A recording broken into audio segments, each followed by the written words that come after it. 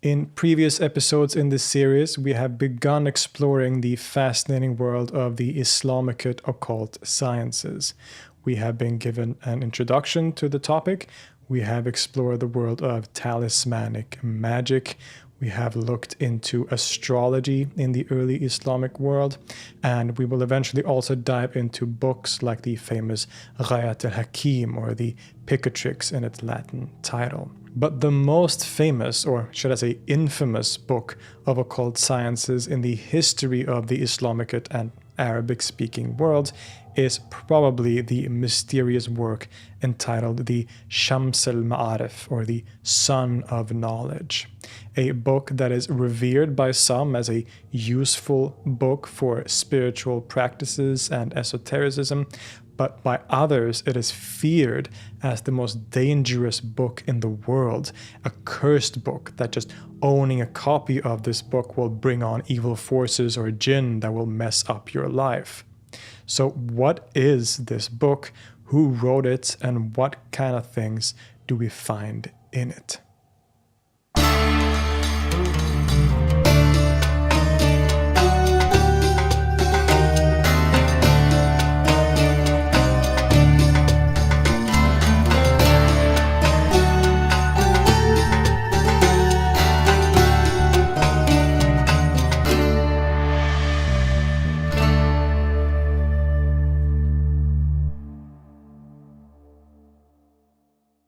The Shams al-Ma'arif is probably the most famous occult book in all of the Arab and Islamic world. It is a big text, and indeed it is a kind of encyclopedia of all kinds of occult practices that have been common in the Islamic world historically. It covers everything from talismans and amulets to how to construct them, theories of the science of Arabic letters and their magical powers, magic squares, how to summon jinn, and much else. The book is attributed to the 13th century figure Ahmad al-Buni, often popularly described as a magician and as the source for much of these sciences. But when we explore this figure and the history of the text itself, we find that things are a bit different from how they are usually portrayed. Little is known about Ahmad al-Buni's life. His full name seems to have been Abul Abbas Ahmad ibn Ali ibn Yusuf al-Qurayshi al-Buni, and he probably lived from the late 12th century to the mid-13th, although his year of death is disputed, as we will see. The name, or Nisbah al-Buni, suggests that he originated from the city Buna, which is in modern-day Algeria, and the sources we have indicate the same thing, that he came from and spent most of his life in North Africa.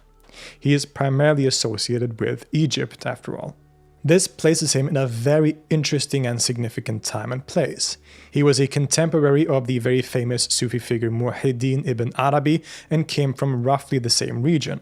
Indeed, al-Buni was a Sufi, and he was known throughout his life primarily as a Sufi teacher and not as anything like a magician or something like that.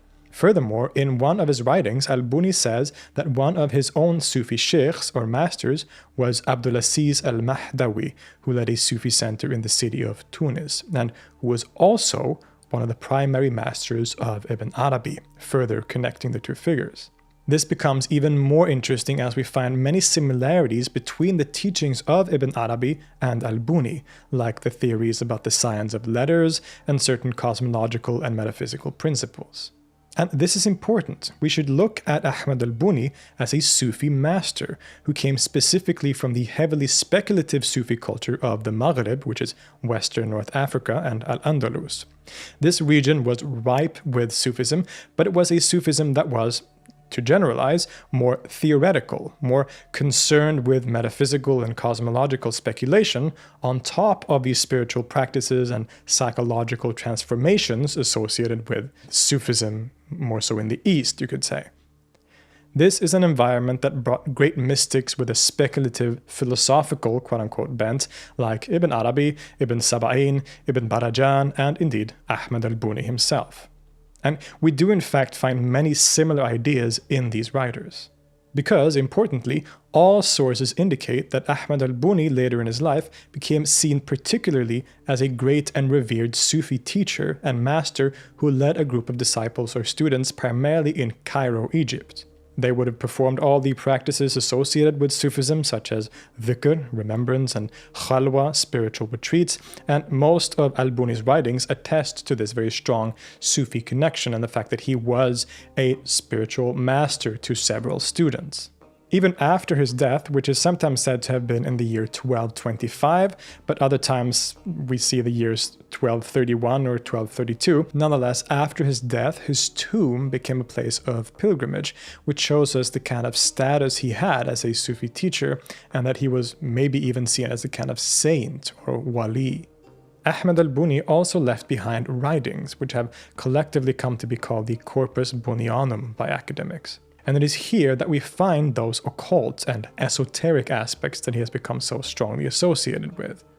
Now, most of al-Buni's writings are simply books on Sufism, similar to many other books from that tradition, talking about the stages of the Sufi path, practices like dhikr and khalwa, as well as the powers of reciting the divine names. Even books that are more quote-unquote occult or magical, which do exist, are all essentially within a Sufi framework. Specifically speculative Sufi traditions associated with the Islamic West, as we saw. The problem with these writings, at least in relation to the subject of this episode, is that none of them are the Shams al-Ma'arif, at least not as we know it.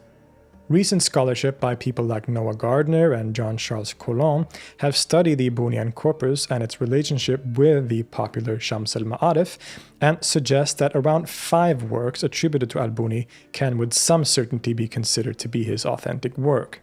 These include works of a more traditional Sufi nature, such as the Ilm al-Huda wa Asrar al-Ihdida fi Shar Asma' Allah al-Husna, a commentary on the names of God. There is the Mawaqif al-Ghayat fi Asrar al-Riyadat, and the Hidayat al-Qasidin wa Nihayat al-Wasilin.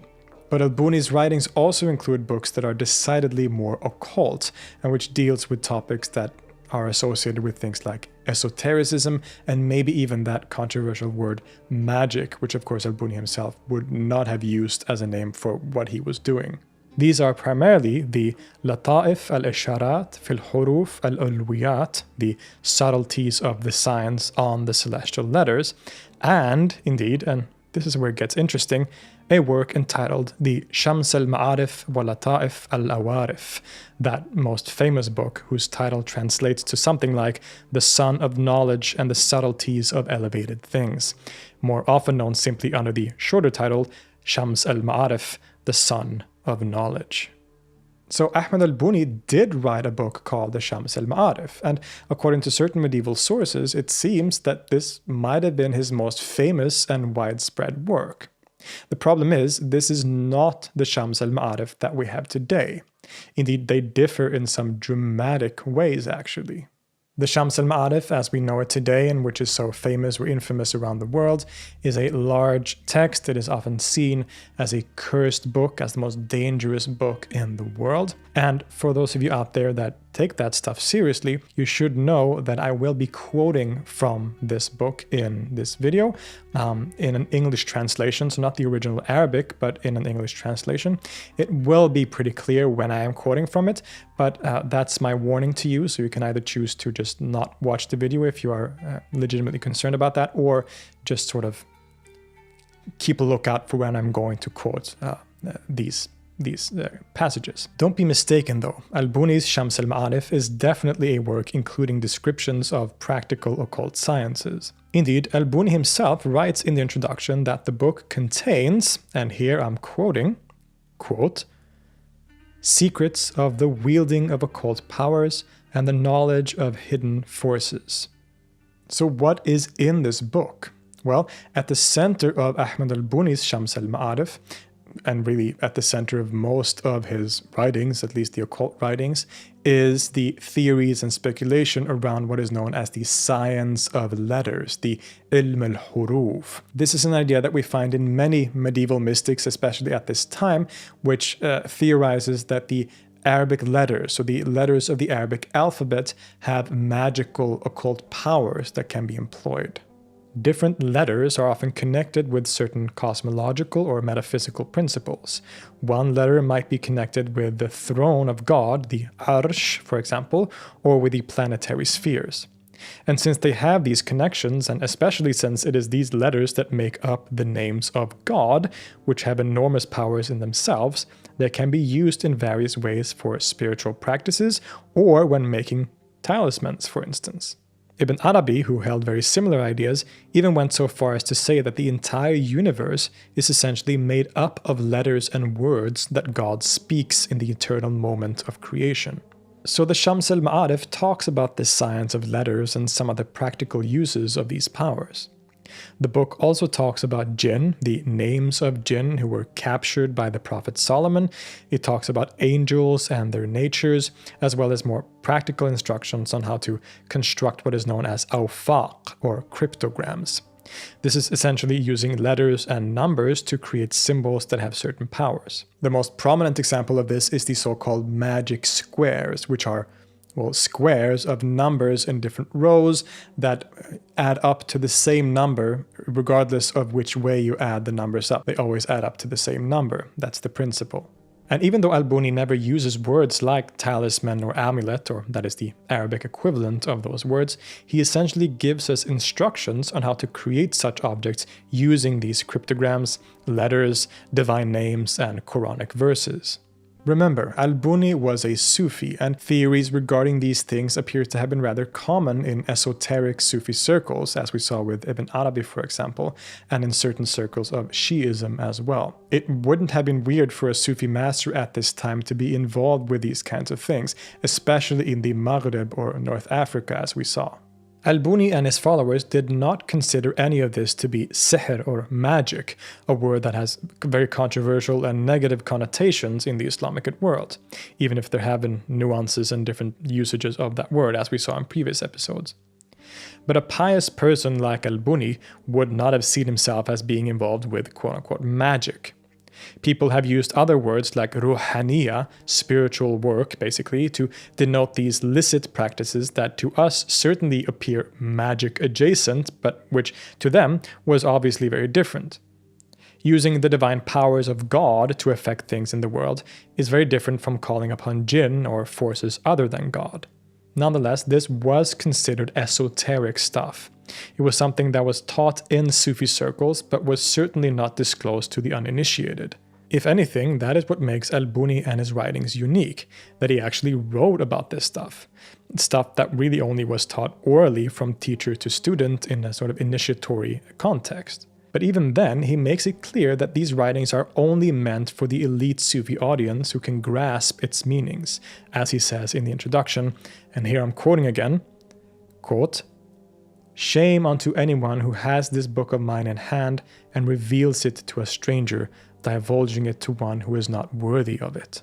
This was a book that was clearly meant for his students and for the spiritually adept and not to be spread to the wider public. So how did Ahmad al-Buni and the Shams al-Ma'arif get the infamous reputation that they have today? And what about the modern Shams al-Ma'arif that we all know and love in the contemporary world? Well, aside from being a Sufi teacher or master, as we saw, al-Buni, after his death, did become known as a kind of authority on occult sciences and occult matters, probably because he wrote these books on these topics, which was relatively uncommon, as they would be spread orally most of the time. And so because these writings were attributed to al-Buni, after his death, he did become seen as a kind of authority on occult sciences. It doesn't seem like this stuff was rejected or seen as radically suspect by most people or scholars, as his writings appear to have been rather popular among a wide array of people. Religious scholars and other figures associated with political leadership and the aristocracy, mystics and philosophers, etc. They all read this book and it was quite popular. We see the relationship between al-Buni and Ibn Arabi continuing in these contexts, as it seems like people would read the works of the two side by side. It was often thought that Ibn Arabi provided the theoretical and metaphysical side of the science of letters, while al-Buni's writings provided the practical descriptions on how to actually use them. We do have critical voices like Ibn Taymiyyah and Ibn Khaldun, who both lump together Ibn Arabi and al-Buni as quote-unquote extremist Sufis, and equated things like the science of letters with sihr or magic in an attempt to outlaw it and its practitioners. These two are perhaps the most prominent critics of the popular forms of occult sciences in the Middle Ages, but even though these figures are often upheld today as representatives of Islamic civilization and its intellectual tradition, they did not represent the majority at the time, and the writings of al-Buni continue to be popular in various circles. People studied his works, wrote commentaries on them, and they developed a kind of Bunian occult tradition over the 14th to 16th centuries. And this is where we get to the real Shams al-Ma'arif. Research has shown that the Shams al-Ma'arif as we know it today, which is often known as the Shams al-Ma'arif al-Kubra, the Great Sun of Knowledge, the version that is printed and spread around and considered so dangerous, first appears in the 17th century. And its contents are radically different from the medieval Shams al-Ma'arif, actually traceable to Ahmad al-Buni himself. So what's going on here? What is this book? The scholarly consensus today is that even though it is attributed to al-Buni, the Shams al-Ma'arif al-Kubra is a compilation created by one or multiple writers around the early 17th century. Now, the book is based on al-Buni's writings, for sure. Indeed, there seems to be a core portion of the text that actually comes directly from al-Buni's different occult writings, including of course the original Shams al-Ma'arif, but a large part of the work, probably the majority of the work, is from elsewhere, probably from later writings by a figure in that what we call the Bunian tradition that had developed over the centuries, right? For example, a lot, maybe most, of the non-Bunian parts of the Shams seem to be from the figure Abdurrahman al-Bistami, one of the major commentators on al-Buni's works and a famous occultist himself. So the modern Shams al-Ma'arif is indeed a kind of encyclopedic work. It is a compilation of different writings from various authors. There is a core aspect of the book that might be traceable to Ahmad al-Buni himself, but a lot of it, perhaps the majority of it, is interpolations from later writers. And it is, after all, this modern text that is the most famous. It is this text that is spread around, printed in different versions, and that has this incredibly infamous reputation of being like the most dangerous book in the world, for example. And so for that reason, it is, of course, this version of the book that will be the main focus of our discussion today. So what is in the Shams al-Ma'arif al-Kubra? It is a large text, one that features many chapters and sections dedicated to all kinds of occult sciences. It is often called a grimoire or a book of magic, and that label isn't entirely wrong, of course, but calling it that also neglects some of the core features of the text. Indeed, most of it remains within a strong speculative Sufi framework. The Shams has a complex and intricate cosmology where everything is connected to everything else, a framework in which all of the so-called magical aspects figure. Now, the book isn't always terribly consistent in its ideas, which is one of the main reasons we can be sure that it is a compilation, but nonetheless there is an intricate system of threads where everything from the divine names, the letters that make them up, the stars and heavenly spheres, the human soul, and every other aspect is a part. When you read the book, you will find sections about the powers of the Arabic letters, how the 28 letters of the Arabic alphabet are connected to the 28 mansions of the moon, as well as specific planetary spheres. This is all connected to the 4 elements, the signs of the zodiac, different angels, and much else. It is really esoteric stuff where, as we've said, everything has a correspondence to everything else. Numbers also play a major role, especially in the construction of talismans and magical objects, instructions for which can be found in the text. Especially in the form of gematria, the common idea that each letter of the alphabet corresponds to a certain number. So the letter Aleph corresponds to 1, the letter Ba corresponds to 2, Jim corresponds to 3, Dal corresponds to 4, and so on.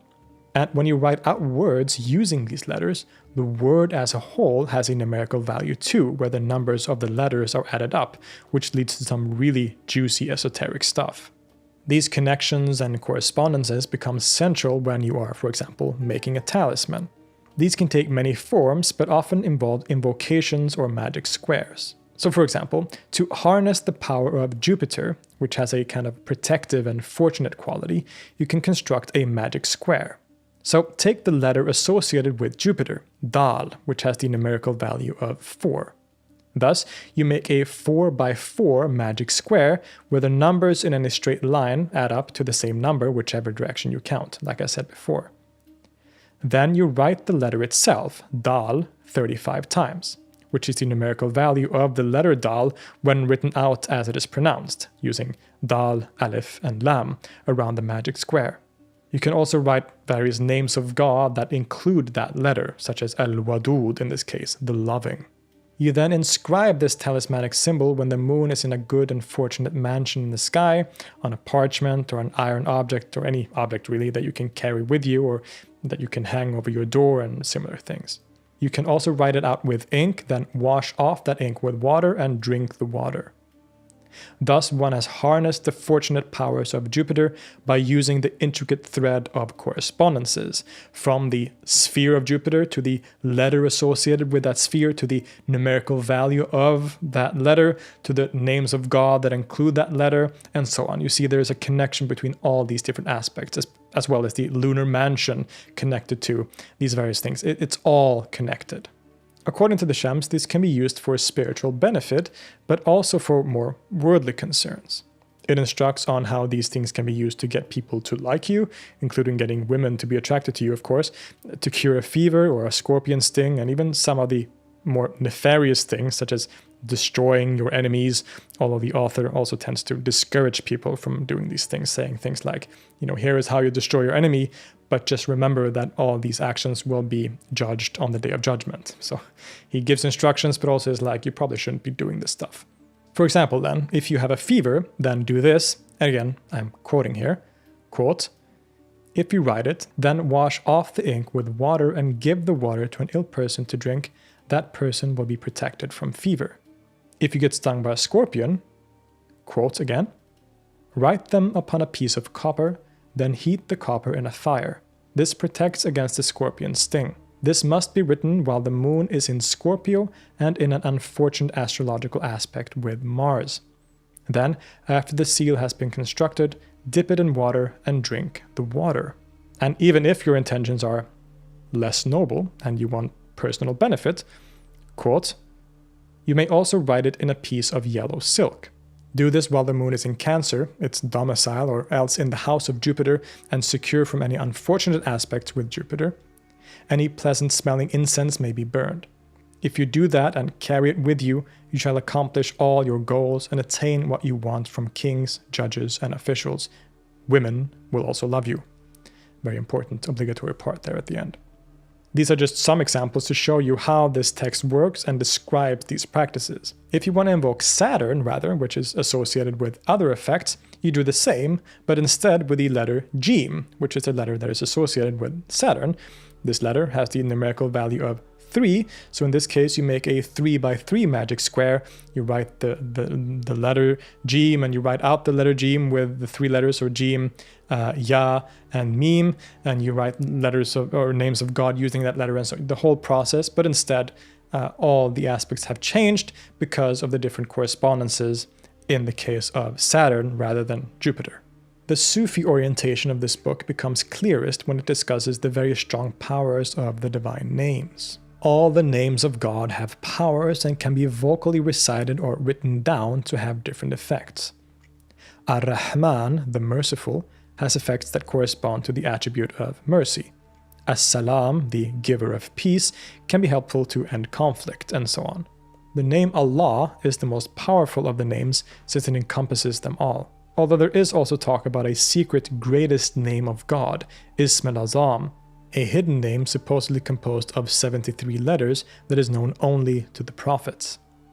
Just knowing a few letters of this name is said to give the person the ability to perform miracles, and it is on account of knowing this secret name that figures like Jesus were able to raise the dead. I'm going to quote here again, quote, "Through these names, Jesus used to raise the dead and cure the blind and the lepers. These names are written in the heavens." Phrases can have similar effects, especially the phrase Bismillahir-Rahmanir-Rahim, which has a whole chapter of the book dedicated to its powers. This phrase, which means in the name of God, the most merciful and compassionate, begins every surah of the Quran except for one, and is recited by Muslims before any major task, such as holding a speech, for example. This chapter on the Bismillah explains that it is one of the most powerful sentences in existence. It includes 3 names of God and is the very first line in the Quran. The Shams al-Ma'arif mentions a tradition where all of reality is said to be contained in the Quran. The entire Quran, in turn, is contained in the first chapter, al-Fatiha.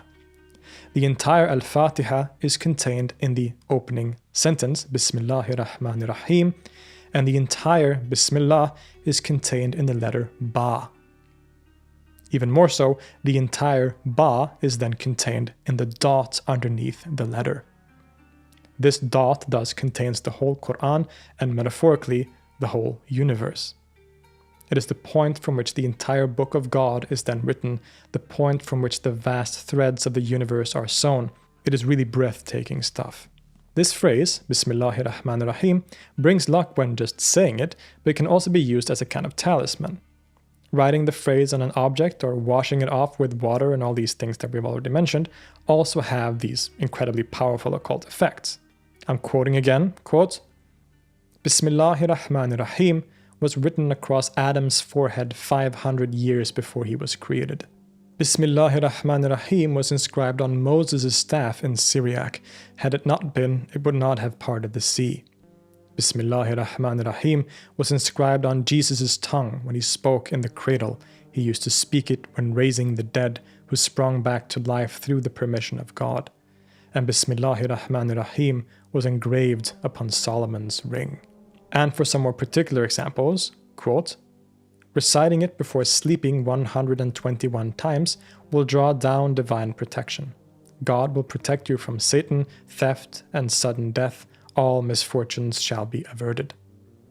Or, quote, if it, the Bismillah, is written on a paper 101 times and buried on a farm, the crops will be fruitful and will be protected from pestilence and danger. As you can tell, the book is pretty pious in a way. It focused primarily on God, his names, the Quran, and the letters that make it up. And everything in the book is somehow connected to these very sort of religious and Islamic themes. Of course, as we saw, all of these things receive esoteric interpretations and readings. All aspects have connections to some angelic concept or letter or planetary sphere and that kind of thing. Even as we get into topics that are a little more dark, you could say, these themes remain as they are the glue that really keeps it all together throughout the book. After all, the book does describe how one can summon the good jinn to do one's bidding, and this is done primarily through using the Bismillah or Quranic verses to call upon these hidden forces. Buni, if he is the author of these sections, cautions against doing these things carelessly without proper protection from God, since one can, for example, accidentally call upon an evil jinn or something. As we saw in an earlier episode about jinn, they can be both good and evil. They aren't exclusively evil as some people may think, and so all these practices are aimed at summoning the good jinn through the power of God, but al-buni also cautions that one must be very careful with this because one can perhaps accidentally call upon an evil jinn that will bring you misfortune and these kinds of things.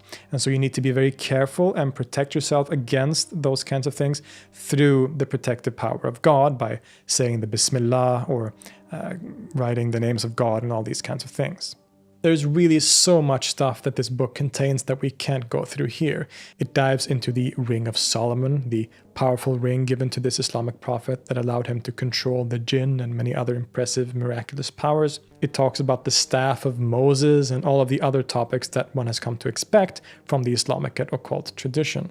You can kind of see why it has become the most famous book of occult sciences in the history of the Islamicate world, as it covers such a broad range of topics. It really any kind of topic in the occult sciences that you can think of, and does so pretty comprehensively, while also, of course, remaining firmly rooted in the vocabulary and cosmology of Islam and the Quran.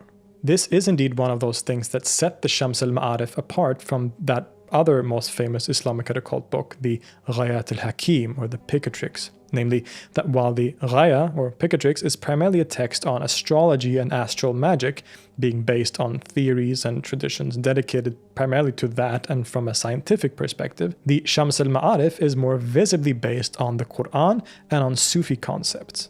Some would even refer to it as more pious or outright Islamic, even though these terms are problematic, of course. So how come this book has received such an infamous reputation today? As we saw in most of history, with a few exceptions like Ibn Taymiyyah and Ibn Khaldun, the book wasn't necessarily seen as problematic in any major way, right? People studied it and used it in various ways. So what's going on today? Why is it that this book is so feared and infamous today? A development that seems to be one of the modern world that has appeared in the last century or so. So what's going on here? Well, there are probably multiple answers to this question. In general, we have seen a sort of shift in the Islamic intellectual world in the last century or two, as well as a shift in the general scientific paradigm of the world, of course. We now live in a world that is much more materialistic than the context in which the book was written. We have certain ideals about what counts as quote-unquote real, rational science, and often deem anything else with terms like superstition. The concept of magic has had an especially rough time in this new paradigm. And this has affected the Islamic world too, of course. We saw in the 19th to 20th century the rise of modernistic movements within Islam that have since become very influential. One has tried to emphasize the rationality of true Islam and in that process rejected all aspects of the tradition that is deemed superstitious. It is this that has affected the role of Sufism from being a majority form of Islam basically to being relatively marginal today. Muslims have wanted to distance themselves from superstition to counter arguments by Orientalist scholars, and thus the role of much of these things in the Islamic world have been increasingly looked down upon and downplayed. So this general trend is one factor. The scholar Liana Saif has also argued that during the 20th century, possibly connected to what we have said, there has been a quote de-esotericization of al-Buni's writings. That the Shams al-Ma'arif and its contents have been stripped of their connection to Sufi cosmologies and metaphysics, which, as we saw earlier, is the very framework and thread upon which basically all aspects of the book is based.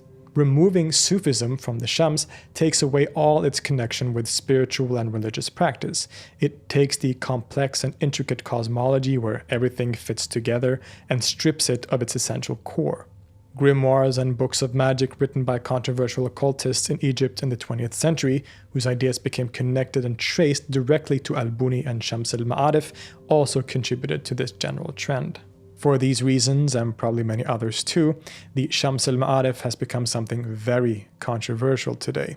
In the Islamic world, it is often seen as a book of pure black magic, a cursed book that will bring you misfortune, a book that promotes devil worship. As I said in the beginning, it is often said that it is the most dangerous book in existence. On the other hand, we have other groups that have a relationship with the book that is a bit more akin or similar to how many in history have studied this book, seeing it as a tool for spiritual development and esoteric Sufi ideas, but of course while keeping a very strong emphasis on the fact that it needs to be studied with a proper teacher so that there can't be any misunderstanding of what the book teaches. In other words, it is a book that evokes many different kinds of emotions from different kinds of people. Regardless, it is clear that there is a great interest in this book, and an increasing one it seems.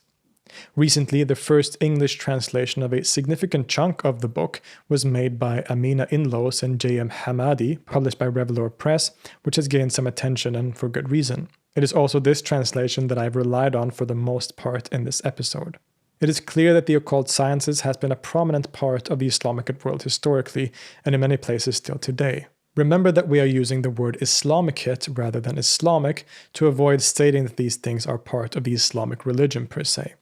It is up to Muslim scholars and theologians to make statements on the normative status of the Shams al-Ma'arif and its contents in Islam, but we can at least be sure that these are ideas that have been widespread and popular in parts of the world dominated by the religion of Islam. It nuances our understanding of history, religion, and the occult, which is, after all, a good thing. And in understanding the history of the occult sciences, there are few texts as significant as the Shams al-Maarif and its author Ahmed al-Buni, or at least its attributed author Ahmed al-Buni. Now we hopefully have a better grasp of this fascinating topic, one of talismans, jinn, and magical words, all things fitting for the spooky month of October. I'll see you next time.